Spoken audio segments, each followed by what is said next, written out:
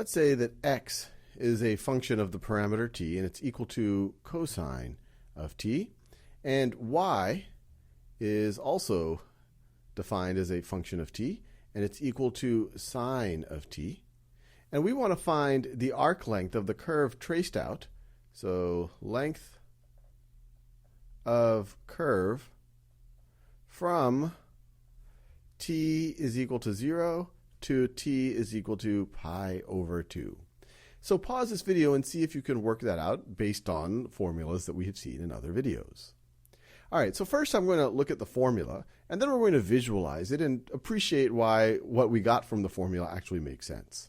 So the formula tells us that arc length of a parametric curve, arc length, is equal to the integral from our starting point of our parameter, t equals a, to our ending point of our parameter, t equals b, of the square root of the derivative of x with respect to t squared plus the derivative of y with respect to t squared dt. This could also be rewritten as this is equal to the integral from a to b of the square root of dx dt squared plus dy dt squared dt.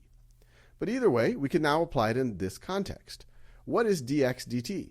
So dx dt is equal to the derivative of cosine of t is equal to negative sine of t, negative sine of t. And what is dy dt? The derivative of y with respect to t. Derivative of sine of t is cosine of t, cosine of t. So our arc length up here is going to be equal to the integral from t is equal to 0 to pi over 2. That's what we care about. Our parameter is going from 0 to pi over 2 of the square root of the derivative of x with respect to t squared. That's negative sine of t squared. Well, if you square it, the negative is going to go away. You're going to negative sine times negative sine is positive sine squared. So I could write this as sine squared of t. And then dy dt squared, that's just cosine squared t, plus cosine squared t. And then we have our dt out here. Now, lucky for us, sine squared plus cosine squared of some variable is always going to be equal to 1. So that's one of our most basic trig identities, comes straight out of the unit circle definition of sine and cosine. And so we have the square root of 1, the principal root of 1, which is just going to be 1. So all of this thing, everything here has just simplified to the integral from 0 to pi over 2 dt. Well, this is going to be equal to, so you could view this as a 1 here. The antiderivative of 1 with respect to t is just going to be t. We're going to evaluate that from pi over 2.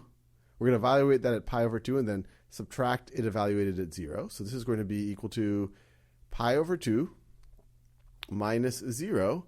That's going to be equal to pi over 2. Now let's think about why that actually does make sense. Let's plot this curve. So that is my y-axis. This is my x-axis right over here. When t is equal to 0, you have x of 0 is cosine of 0. X is equal to 1. X is equal to 1. And y, sine of 0 is just 0. So y is equal to 0. So we're at this point right over here at t is equal to 0. And then as t increases up to pi over 2, we trace out the top right corner of the unit circle. And we end up right over here when t is equal to pi over 2. You could view t in this case as some type of an angle in radians.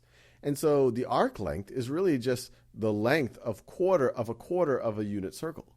Well, we know what the circumference of a circle is. It is 2 pi r. In the unit circle case, the radius is 1. So the circumference of the entire circle is 2 pi. 1/4 of that is going to be pi over 2. So it's nice when this fancy thing that we feel good about in calculus is consistent with what we first learned in basic geometry.